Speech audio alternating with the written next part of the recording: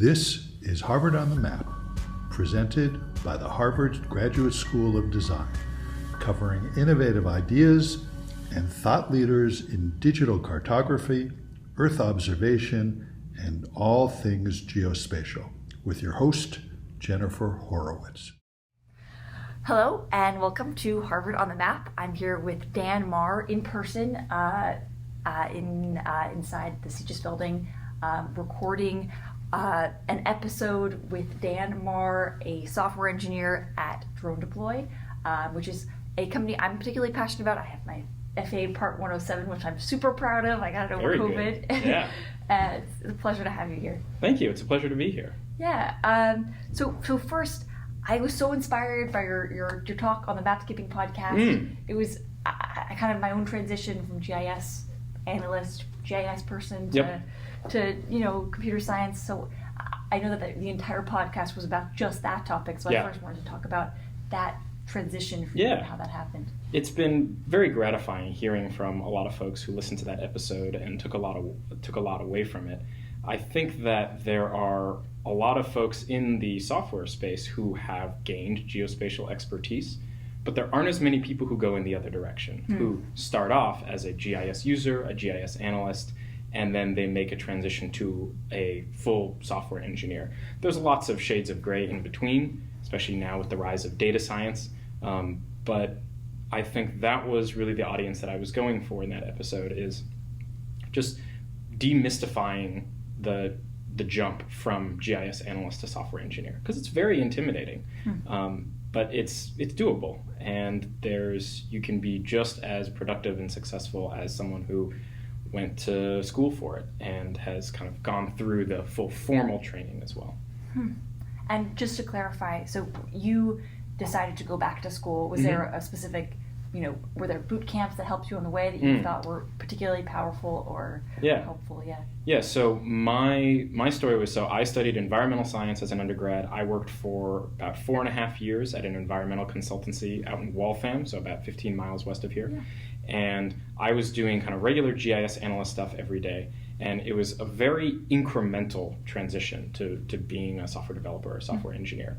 First, it was just writing little custom geoprocessing tools for ArcGIS. I was using ArcGIS kind of as my daily driver. Yeah. And it was just writing little geoprocessing tools to make my day-to-day work easier. Yeah. And then it went from there to writing tools that the handful of other GIS folks at the company could use. There are about 300 employees and maybe half a dozen folks who had a GIS license. Yeah. And then eventually it got to the point where I was writing some of these custom geoprocessing tools for clients, which in hindsight, I had no idea what I was doing. I was literally using email for version control because I didn't know what Git was. Yeah.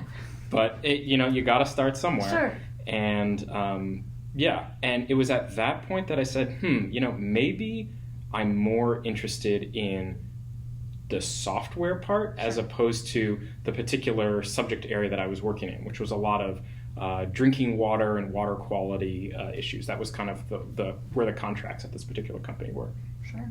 And I actually started taking classes at Harvard Extension School. So it was over at the Maxwell Dworkin building. Yeah. And it was what I would consider to be like second and third semester undergrad CS kind of classes. Okay. It was data structures, it was discrete math, it was an intro to C and Unix, that kind of stuff. And that was partially to confirm to myself that doing a formal CS program or kind of making that transition was what I wanted to do. Sure. I didn't want to make a mistake and spend a lot of money doing something that in hindsight was not something that I was interested in. But it was also to shore up my resume, because on the off chance that I wanted to apply to graduate school, I knew that I would need to have some coursework on there to show that I was interested in this, not just from a practical level, but also from an academic level. Sure. Now, at the time, this was like 2015, 2016, that was really the rise of the boot camps, the programming boot camps. And I was strongly considering doing one of those, because when you're out in industry, right, you not only is formal education expensive in terms of tuition, it's extremely expensive in terms of opportunity cost, right? Every year of school costs not only, $30,000, $40,000, $15,000 in tuition, but also however much you're making in salary as foregone income. Yes. And I don't think I really appreciated that when I was a student, but once you're out in the working world, you really sense that. Yeah. And so I was kind of going back and forth. I applied to graduate schools, having no idea where I would get in because I had such an unusual profile. I didn't have an undergrad degree in computer science. I had a couple of random classes here. And lo and behold, I got into some really good programs. Yeah. And it was when I got my acceptance at Carnegie Mellon that I said, okay, I should probably go, because I had been told by a number of contacts in the industry to whom I had spoken that, yeah, if you get into a place like that, you might as well go. It will justify the opportunity cost and the tuition. Absolutely. In terms of the career opportunities that opens up. Oh my God, and Carnegie Mellon CS is like, world famous as well. So yep. Yeah, I think they're tied for number one with MIT and Stanford and Caltech. Yeah. I don't know. According to some arbitrary ranking, which really has very little implication on the quality of the teaching, but that's a whole different conversation. Interesting. Okay. Yeah. Well, I mean, it's such a cool story, and especially because I feel like I got into it as well through just automating things in Model Builder, which is such an interesting. The visual scripting thing is so cool. I mean, Model Builder, to the credit of Esri and anyone who's designed one of those draggy-droppy interfaces, right? It's very powerful. Yeah. And it's a really great stepping stone from someone who has just been using the open Arc toolbox or whatever to automating a larger workflow. So I got absolutely nothing against Esri or Model Builder in that sense. But it's very easy, especially when you have a client that is asking for a little bit more and then a little bit more and then a little bit more, to run into some pretty tough challenges in terms of scaling Model Builder and adding flexibility and adding parameterization. And that's literally where I kind of started using Python. And I remember, I think you've had Anita Grasser on the show. I love her, yeah. It was one of her long-time suggestions is, use the export to Python functionality in Model Builder in order to kind of extend it. The tricky part is you can't go back, right? So once you export to Python, there is no way to deconvolve that and go back into Model Builder. If you say, I just want to add one more bubble here. Right. But it's it's definitely a very low effort way for someone who is a GIS analyst or just a GIS user to kind of get their feet wet in using something like Python. Even just understanding, conditional statements or data types, it's like sort of an easy in. Yeah, absolutely. Okay, so I am a huge UAV enthusiast, nerd, what have you. Yeah, you have a Part 107. I don't even have a Part 107. Do you? My mom was like, you should do something over COVID while you're just kind of sitting at home, and it was. I thought it was great. So for drone enthusiasts, can you tell me a little bit more about the work that DroneDeploy does? Sure. Yeah. So DroneDeploy aspires to be a reality capture platform, and unlike a lot of venture capital startups, it is actually a multi-vertical company in that the customers that we serve are from a variety of different industries. Usually VCs don't like that because they see it as risky, but it's actually been an asset for DroneDeploy. So we have customers in agriculture, construction, mining, energy, natural resources management. It's kind of a lot of different industries that can benefit from the data capture technologies associated with DroneDeploy. So the idea is that any customer can buy one of these $1,000 or $2,000 drones off the shelf. They can use the DroneDeploy app or any app in order to autopilot their drone and capture a whole bunch of imagery. Yeah. So this is still imagery. This is not video. It's not LiDAR. It's just regular still photos like what you would take from a smartphone, except the sensor on a drone is really, really high res and really good. And you take the SD card out of the drone after your flight, you upload it to the cloud, and the DroneDeploy photogrammetry engine in the back end can take that still imagery and stitch that into a seamless orthomosaic, a digital surface model, a digital terrain model, a three-dimensional model, point cloud, and it does that, again, without using LiDAR or any active sensors. It does it entirely using stereography and photogrammetry. So our customers are using that, again, for a huge variety of industries. The first industry to really adopt DroneDeploy back in like the 2015, 2016, 2017 timeframe was agriculture. there's a subset of agriculture, tech people who are very, very cutting edge, and they will use a software like DroneDeploy in order to assess what the conditions of their fields are like. Where do they need to apply more water or more treatments? When should they start harvesting? What are the stand counts, which is something I don't really know a whole lot about. But there's a lot of value in doing that, and the DroneDeploy and drone technology is replacing very manual methods of I'll walk through my field and kind of gut estimate like what is the stand count, what is the height of my crop, and so on. So having something like DroneDeploy, and it also works on the edge, you can use it offline if you just want a basic orthomosaic, is incredibly powerful for them. In industries like construction and mining, these are industries that have gotten much, much more expensive over time, right? Construction in the US is extremely expensive. And part of it is that you have especially for any larger scale construction, you have kind of one company, but then they have a zillion subcontractors who handle earth moving, laying the foundation, framing, roofing, etc. Those are usually all different companies. And it becomes, the challenge is not technical, it's managerial. How do you manage all those contractors? How do you keep track of all the progress that you're making? How do you detect when something's going wrong or something hasn't been built to plan? Sure. That is where the construction industry really benefits from the very detailed three-dimensional point cloud, 3D model, 3D mesh analytics that something like DroneDeploy and drone photogrammetry in general can unlock.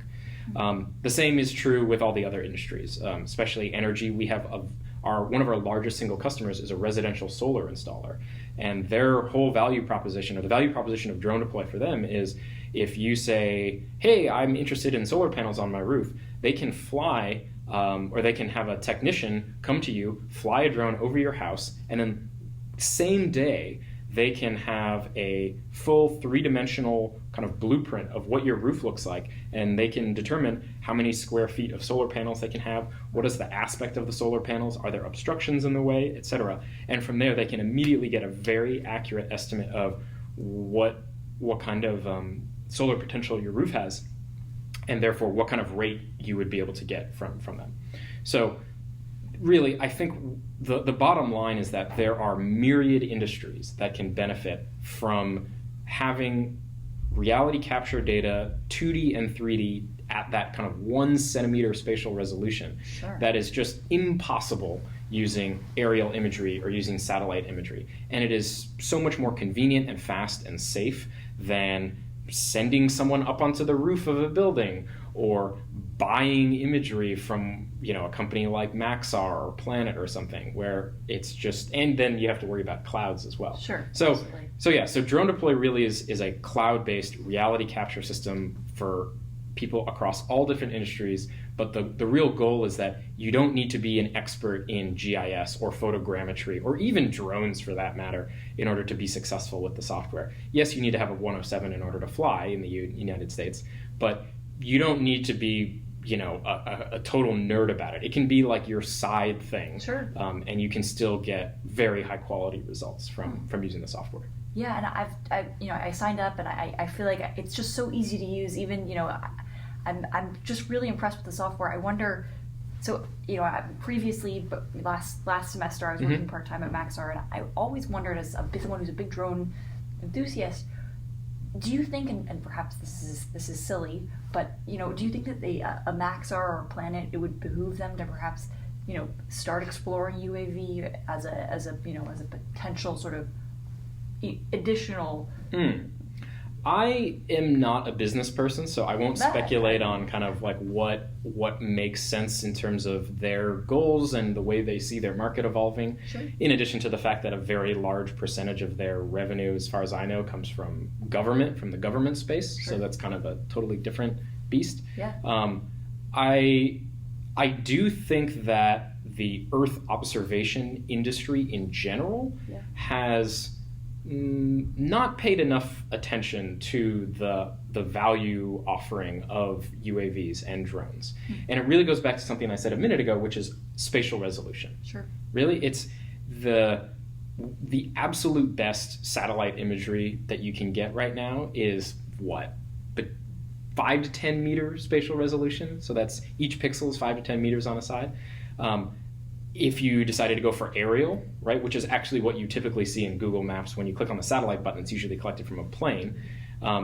That resolution, maybe you'll be able to get 5 or 10 centimeters resolution, but it's only captured once a year, or you have to pay out the wazoo for tasking capture. Sure. There are people who benefit from that kind of data, right? There's lots of scientific and kind of large-scale uses of satellite data, and then there's also plenty of uses for aerial imagery, right, like NAIP and so on. But I think that the Earth observation industry has kind of not thought outside the box in terms of, hey, what could we do if we had 1 centimeter spatial resolution? The analogy that I like to use is selective availability of GPS, right? I remember when I was a kid, it was in the late 90s, I was with my family for a vacation. We were visiting some relatives out in California, and our rental car had a Hertz Never Lost, which was this super, super early turn-by-turn GPS. Okay. It was this giant unit, like the size of like an iPad, and it was inside the front of the car, and it had turn-by-turn GPS, but again, this was before data connections, right? We still had a 56K modem at home. So it was entirely an offline mapping system, and it would say, turn left ahead, turn right, whatever. Yeah. And as a kid, I thought it was the coolest thing ever. The problem is it didn't really work because the spatial resolution of GPS was not good enough at that point for turn-by-turn. It would constantly think that you were in the other lane of the road or on a nearby road or in a lake or something like that. Sure. The resolution was not good. And then in 2000, when the Clinton administration said, hey, we're going to turn, or it was Clinton administration that decided it, and it rolled out during the very beginning of the Bush administration, they turned off selective availability. So suddenly GPS resolution went from 100 meters, which it was before. Once the encryption got turned off, suddenly it became 5 or 10 meters. And that was good enough for turn-by-turn navigation. And suddenly you went from GPS being this gimmicky thing that didn't really work to everyone had a handheld GPS on their windshield, right? This was before smartphones. Yeah. And so people had the little handheld GPS, and it was a revelation. Suddenly people didn't have the books of maps anymore because you had your turn-by-turn GPS. That, to me, is an example of spatial resolution changing the game. Nothing else changed in terms of the technology. It was really spatial resolution. I think the same thing is true right now with Earth observation. Selective availability, turning off in 2000, is to GPS as drones are to Earth observation.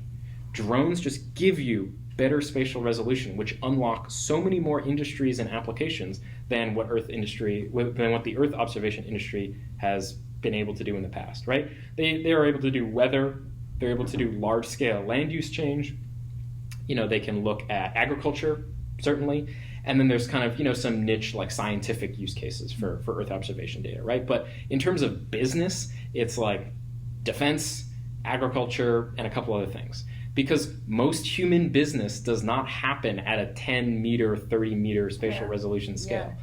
Most human business happens at human scale. Sure. You can't resolve a human in a Landsat pixel, or even in a QuickBird or a whatever the high resolution Dove satellites that Planet's using or what Maxar is using. You can't see a person. They're too small. You need something that can resolve something at kind of that centimeter resolution, and only something like drones can do that. Fascinating. I honestly hadn't seen it that way, and the historical view is really interesting too. That I'm gonna be on a Google wormhole after this. That's really interesting. I think the other way of thinking about it is if you were to create a plot of spatial resolution on one axis and temporal resolution on the other axis, right? You have like weather satellites, which give you an image, every 15 minutes, every 10 minutes, maybe at the very least every hour, but their spatial resolution is like a kilometer or more. And then you there's kind of this diagonal that you go up, where if you want better spatial resolution, then you have to trade off temporal resolution, right? So then you get something like MODIS, where you have 2 times a day, or Sentinel-3, right? You get 1 or 2 observations of every spot on Earth a day, and your spatial resolution is a couple hundred meters. Then you keep going, you have your Landsat and your Sentinel-2. those are getting like tens of meters spatial resolution, but now you're talking a multi-week revisit time. And then you have your Maxar, your Planet satellites, which can get you, your 5 to 10 meter spatial resolution, but you're talking tasking, maybe every month or two. Sure. And then aerial, which, unless you want to pay for it, you're getting at most once a year in the United States. Right. So all of these kind of fall along a kind of a very steady continuum, right? Sure. You could fit a line to them in terms of these are the trade-offs you're making in terms of spatial resolution for temporal resolution. With a drone, you can, if you have a job site or you own a mine or a solar farm or whatever, you could fly your drone every day and under the clouds and get 1 centimeter spatial resolution every day. So it really is totally off of that kind of line that you fitted to all these different sensors. Yeah. It is really off in left field in terms of very high spatial and very high temporal resolution. Yeah. And that is, again, just another illustration of why I think drone observation and kind of drone data capture is a game changer compared to satellites where, if we can eke out a couple, slightly better spatial resolution, it's a big deal. But with drones, it's 2 orders of magnitude better than most satellites. Huh. And I think we were talking about Joe Morrison's articles, which I love, and he so often speaks to the lack of access and the difficulties of access to satellite imagery. And that's definitely true, right? Yeah. I in my undergrad research, I remember how difficult it was to get a hold of some high-resolution imagery from, at the time it was QuickBird imagery from whatever the company that was then rebranded as Maxar. And so I absolutely agree with him in terms of access and pricing and all of the kind of business issues that are going on there. But that still doesn't address the fundamental fact that someone who works in roofing or insurance or property management, one meter spatial resolution imagery doesn't do anything for them. There's no value offering from them. Right. This whole building in Landsat is going to be 1 pixel at most. Yeah. And in aerial imagery, you'll be able to see like large scale features. Mm-hmm. But if you're Harvard facilities and you're trying to see like, hey, do we have a leak up on the roof? That information isn't useful. But with a drone, you could do that right now. Within 15 minutes, you could know, yes, there's a leak up on the roof, or no, there's not. And to me, that is exactly the kind of industry that folks in Earth observation, they just haven't really thought about, because it's just never been tenable that the resolution's been good enough for that. So yeah, that's kind of my hot take, is that there's enormous potential in using drones at a spatial resolution that is 1 or 2 orders of magnitude better than anyone in the industry has ever thought of, and it can address so many more industries and businesses and use cases than have ever been served by Earth observation data before. That's a fascinating perspective, and it's so relevant to I'm in a bunch of graphics and image processing classes at the moment, and even just on a hexadecimal level, the level of clarity that you get from satellite imagery versus drone captured imagery, it's really fascinating to think about. So I could keep you here all day, but I won't, because I've been thinking about different questions to ask. Sure. And so my first would be just to go back to our previous topic for a second, for younger developers who moving from GIS into computer science. Sure. What would you say is the most powerful thing is when you're entering the sort of the software job market? Is it having a really beautiful organized GitHub profile? Is it making sure that you just have those skills and the skills speak for themselves? What would you say are the more powerful elements of software engineering entering that workforce? And this is for someone who's aspiring to get a job at a tech company, that sort of thing? Yeah, especially someone from Geo, it's sort of an interesting perspective. Yeah. I wondered if there's something that stands out. Yeah, and what I said on the Mapskipping podcast is exactly what I'll say here. It depends on the audience. Sure. It really depends on the audience. So if you are a geospatial person and you're trying to kind of slowly transition to being a software engineer, right? One perfectly suitable approach is to find geospatial companies that are looking for like a GIS developer or a geospatial developer, because you as a geospatial professional will have years of experience working with geospatial data, having fun with coordinate systems, and working with software like ArcGIS and interoperability and understanding the standards. And there's a lot of value that someone with that resume can bring to the table, even if they think that it's very pedestrian, right? They're like, oh no, but everyone knows how to use ArcMap and all this. Well, the answer is no. Not every developer knows how to do that. So I think there's a lot of opportunity for what I would consider to be a hybrid role, where you're not like a full software engineer in the traditional sense, because that's not the background necessarily that they're looking for, and it's not what you're going to be doing all day. But it's not a pure GIS analyst job. Sure. It's someone who needs to be very capable in their programming, but also very capable in their subject matter knowledge. Mm-hmm. So there's lots of jobs out there that fit that, and it's certainly a lot more than there was 6 or 7 years ago, because of the rise of like data science, right? I think a lot of GIS people, they could kind of build themselves as like a geospatial data scientist in a lot of way, because data scientists, they don't need to have all of the same, computer science chops as someone who's like a straight up software engineer, but they have a lot of subject matter expertise in data analytics and data processing and kind of answering questions with data. So that is one approach, is kind of what I would consider to be the hybrid approach. The other approach is to kind of go whole hog and say, all right, I am going to backfill all of the computer science knowledge, or as much of it that I need to know, in order to get that first job. And that is honestly the hardest thing right now, is getting that first job. Once you have your first software development, computer programming job, a couple of years in, you'll get messages from recruiters every day, which is what it's like for anyone who has a few years of experience in the industry. So it really is about getting that first job. And in that case, the marketing that someone in that position needs to do in order to land that first job will vary based on the company that they're going for. You could do a lot of great projects and open source contributions and fill out a GitHub profile. That doesn't really resonate with recruiters, though. Recruiters don't use GitHub. They don't really know what version control is, right? They're recruiters. And as nice as it is, when they do have some of that knowledge, they typically don't. So that is where I think it's really important to think about what the resume looks like, because ultimately recruiters are looking at resumes. They put them through the automated software that pulls out the keywords and does the matching to say, oh yeah, does this person fit this job? I think if the situation where having a great GitHub profile makes a huge difference is if you're bypassing the recruiter and you're talking directly to the hiring manager. Sure. Because a hiring manager, they're an engineering manager, they're going to know about GitHub, they're going to understand the value of open source contributions and the level of expertise that demonstrates in a way that a recruiter will not. So that is why, if you're talking to a hiring manager, if you're at a meetup event, if you're at a conference, then yes, a GitHub profile is a real big asset in that case. Fascinating. Well, that's exactly what I want to hear right now in my life, so that's really interesting. Yeah. The other thing I'd say is that if you're interviewing at a tech company, for better or worse, interviews are still technical interviews. It's whiteboarding interviews. It's discussions of fairly arcane data structures and algorithms, which I can tell you, I have never inverted a binary tree in my entire time as a professional software engineer.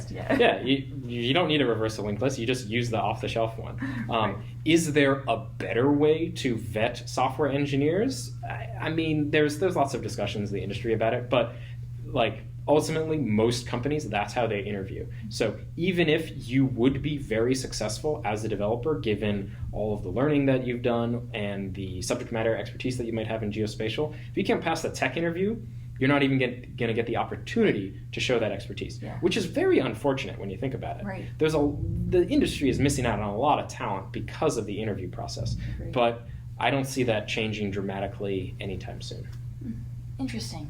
Well, I think I have a lot of classmates who are going through this process of this software engineering interviews, and I think they relate to that. Yeah, the grinding leak code. Yes, leak code, yep. Yes. Exactly, we've all been there. Yes, exactly. Okay, amazing. Well, it's been such a pleasure to have you. I will ask my final question, which I ask all of my interviewees, which is to describe a time where you were lost, whether that was in person or in your life or career, and how you found your way back again. I think the situation that I would describe me being most lost in was when I got to Carnegie Mellon. I was one of very few people in my program who did not have an undergrad degree in computer science. Yeah. And a lot of people in that program had undergrad degrees in computer science from top schools. Yeah. And even though I did very well in the coursework that I did at Harvard Extension School and kind of preparing for grad school, it was a rough transition there. It was not easy. It was the hardest I've ever had to work in my life. Yeah. And I felt extremely lost, and I felt the imposter syndrome very, very acutely, because in a lot of ways I was the imposter. I was that one random guy who didn't have a CS degree, and I was trying to kind of get all the work done and compete among people who did. Yeah. So that was definitely a case where I felt very anxious, felt the imposter syndrome, felt very figuratively lost. But I kind of kept my head down, and I kept working, and it kind of clicked.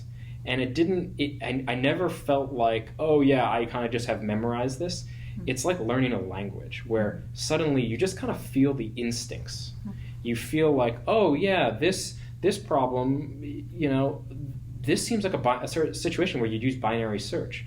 Oh, this just kind of feels like a situation where it's got to be, n squared log n, runtime or whatever. This feels like a kind of situation where, you would want to refactor this code so you don't have to dereference the pointer 2 times. That is the kind of instincts that I kind of built up, and it was through that hard work that I kind of found my way back to, okay, I can do this. I'm capable of succeeding here. And in the end, I was successful at Carnegie Mellon, but there was definitely a few months where I felt very lost and very scared. It's very gratifying, because I feel like there are these kids in my classes who we call the fetuses. They're people who were, like printing "Hello World" in the womb, mm-hmm. and it's incredibly intimidating. Someone who didn't do CS in undergrad but then found it later, and I very much relate to that. So. Yeah, it's not easy, but it really is. Your doubts are your own worst enemy. That's fair. Of the time. That's fair. Yeah. Well, thank you so much for your time. It's Absolutely. Great and super interesting. I am excited to explore DroneDeploy more, and I will talk to you more soon. Yeah, I would also say that DroneDeploy is really trying to grow its educational and nonprofit outreach. Huh. So if there are any researchers or people in the nonprofit space who are interested in leveraging the kind of data that processing on DroneDeploy can offer, there's a DroneDeploy.org. That's our group that kind of handles all that.